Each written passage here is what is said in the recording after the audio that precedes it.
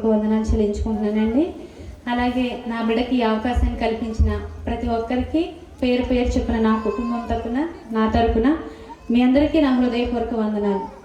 అలాగే మమ్మల్ని స్పెషల్గా ఇన్వైట్ చేసిన మా ఆత్మీయ తండ్రి గారు జీవరత్నం గారికి, ఆ నాన్నగారికి నా హృదయపూర్వక వందనాలు చెల్లించుకుంటున్నానండి. మరి నేను పాట పాడబోయే ముందు మీరందరూ కూడా దేవుని ఆరాధించాలని, స్తుతించాలని, ఎవరో మౌనంగా ఉండొద్దండి.